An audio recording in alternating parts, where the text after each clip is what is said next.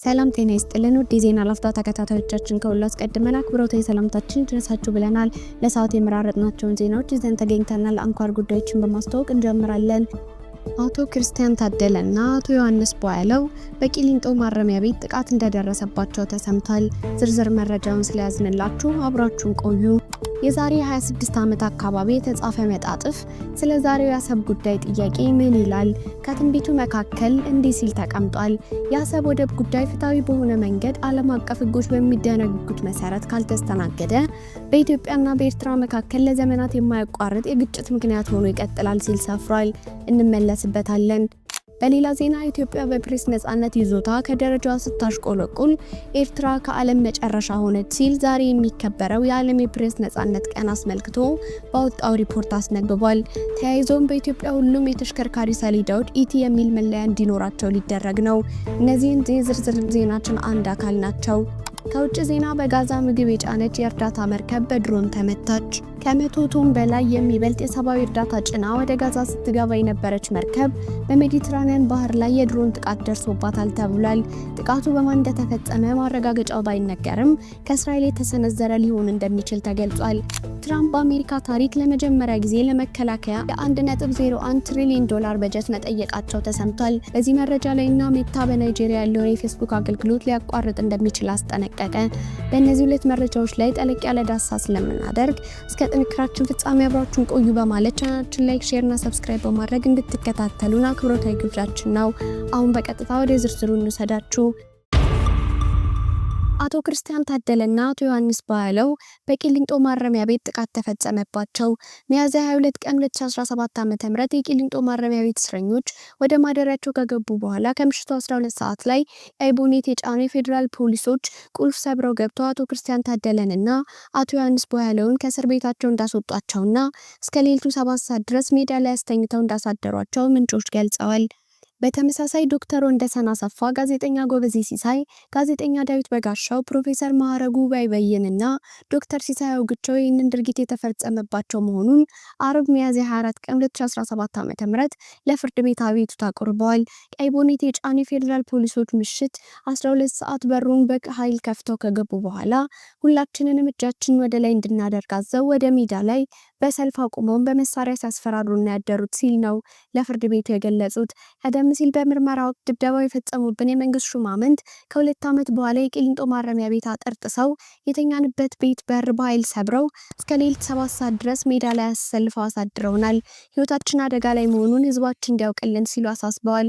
አቶ ዮሐንስ ቧያለውና አቶ ክርስቲያን ታደለ ከ1 ዓመት በፊት በአዋሽ አርባ ወታደራዊ እስር ቤት በነበሩበት ወቅት የከፋ የጤና መታወክ ገጥሟቸው እንደነበር ይታወቃል። በመሆኑም ጤናቸው ገና ሳያገግም በድጋሚ ሜዳ ላይ ተሰልፈው እንዲያድሩ መደረጉ ለባሰ የጤና እክል ተጋልጠዋል ሲል ምንጮች ተናግረዋል። የፌዴራል ፖሊሶች የማረሚያ ቤቱን አጥር ሰብረው ለምን እንደገቡና በሽብር የተጠረጠሩ እስረኞችን ለምን ከክፍላቸው አስወጥተው ሜዳ ላይ እንዳሳደሯቸው የታወቀ ነገር የለም። የዛሬ 26 ዓመት አካባቢ የተጻፈ መጣጥፍ ነው። በጦቢያ ቅጽ 6 ቀን 12 1991 ዓ.ም ያለምንም ማጋነን በመጣጥፉ ውስጥ የጸሐፊውን የህግ የታሪክ ምሁራን ትንቢትና የሚያንገበግብ የሀገር ፍቅር እናይበታለን። የአሰብ ወደብ ጉዳይ ፍትሃዊ በሆነ መንገድ ዓለም አቀፍ ሕጎች በሚደነግጉት መሰረት ካልተስተናገደ በኢትዮጵያና በኤርትራ መካከል ለዘመናት የማያቋርጥ የግጭት ምክንያት ሆኖ ይቀጥላል። የኢትዮጵያና የአካባቢው ሰላም በአሰብ ወደብና በአባይ ወንዝ ፍትሃዊ አጠቃቀም ላይ ተንጠልጥሏል ቢባል ማጋነን አይሆንም።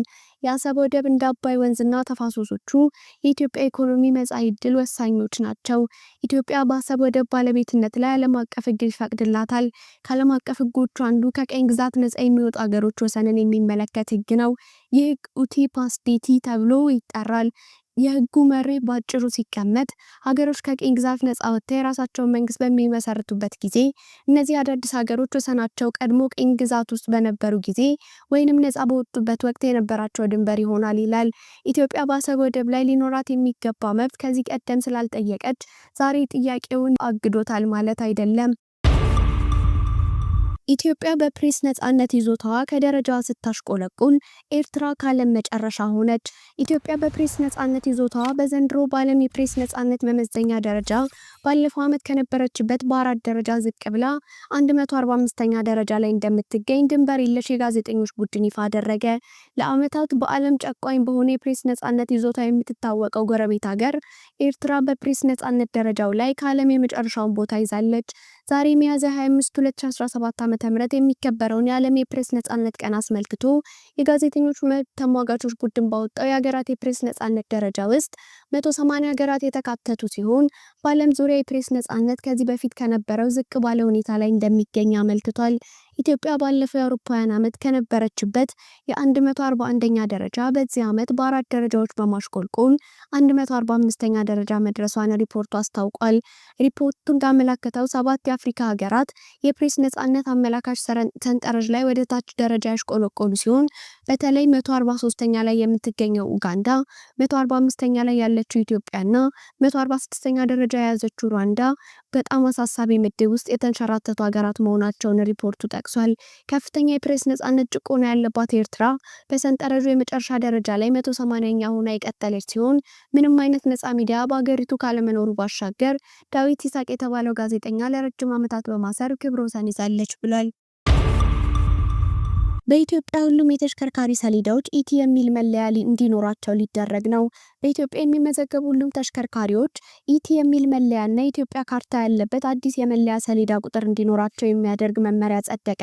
በትራንስፖርትና ሎጂስቲክ ሚኒስቴር የወጣው መመሪያ በአሁኑ ሰዓት በስራ ላይ ያሉ የተሽከርካሪ ሰሌዳዎች ላይ የሚቀመጠውን የተለያዩ ክልሎችና የከተማ አስተዳደር መለያዎችን አላካተተም። ሚኒስትሩ በኢትዮጵያ የተሽከርካሪ የመለያ ቁጥር ሰሌዳ አይነቶችና ምልክቶች መወሰኛና የአገልግሎት አሰጣጥ መመሪያ 1050/2017 በሚል መጽደቁን ባሳወቀው በዚህ ሰነድ ላይ በአገሪቱ ያሉ ተሽከርካሪዎች የመለያ ቁጥር ሰሌዳን እንደሚቀይር ገልጿል። የሰሌዳ ቁጥሮች ተመሳሳይ መለያ እንዲኖራቸው እንደሚደረግም ተደንግጓል። ይህ የተሽከርካሪዎች መለያ ቁጥር ሰሌዳ መለወጥ ያስፈለገበት ዋና ምክንያት ኢትዮጵያ የተቀበለቻቸውን ዓለም አቀፍ ስምምነቶች መሰረት ያደረገ እንዲሆንና የነበሩ የአሰራር ክፍተቶችን፣ የሀብት ብክነትን እንዲሁም የሐሰተኛ ሰሌዳዎችን ለመቆጣጠር መሆኑ ተገልጿል። በትራንስፖርትና ሎጂስቲክ ሚኒስቴር በወጣው መመሪያ ክፍል 2 ስር ስለ ተሽከርካሪ መለያ ቁጥር ሰሌዳ አይነቶችና ምልክቶች በሚል እንደተጠቀሰው ሁሉም የተሽከርካሪ መለያ ቁጥር ሰሌዳዎች በእንግሊዝኛና በግዕዝ ፊደላት ኢትዮጵያን የሚያመላክት አጭር ጽሑፍና የሀገሪቱ ካርታ ይኖራቸዋል። በሀገሪቱ የሚመዘገቡ ሁሉም ተሽከርካሪዎች የሚለጥፉት የመለያ ቁጥር ሰሌዳ ላይ የኢትዮጵያ ካርታና ሀገራችን ባጸደቀችው ዓለም አቀፍ ስምምነት መሰረት የተሰጣትን ሀገራዊ ልዩ ምልክት ኢቲኤች እንዲሁም ኢቲ የሚል የግዕዝ ፊደላትና የላቲን ፊደል ይዘት እንዲኖረው ይደረጋል።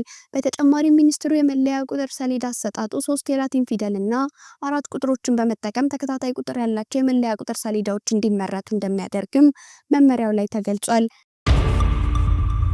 ወደ ውጭ ዜና ስናልፍ ትራምፕ በአሜሪካ ታሪክ ለመጀመሪያ ጊዜ ለመከላከያ $1 ትሪሊዮን በጀት መጠየቃቸው ተሰማ።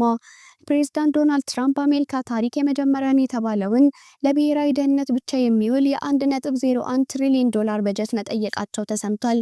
ዶናልድ ትራምፕ ለብሔራዊ ደህንነት በሚል የጠየቁት በጀት በቀጣዩ የአሜሪካ 2026 በጀት ዓመት ላይ የሚተገበር ሲሆን ይህም አሁን ካለው አንጻር የ13 በመቶ ጭማሪ እንደተደረገበት ተነግሯል። በአሜሪካ ታሪክ ለመከላከያ ይህን ያክል በጀት ለመመደብ እቅድ ሲቀርብም የመጀመሪያ እንደሆነ ተገልጿል። የመከላከያ በጀቱ ከሚውልባቸው ዘርፎች ውስጥ ጎልደን ዶም የተሰኘ የሚሳኤል ፕሮጀክት፣ የተለያዩ የመርከብ ግንባታዎች፣ የኒውክሌር ማሻሻያና የድንበር ጥበቃ ስራዎች ቅድሚያ የሚሰጣቸው ጉዳዮች ሲሆኑ የወታደሮች ክፍያ ላይም ጭማሪ እንደሚደረግ ተገልጿል።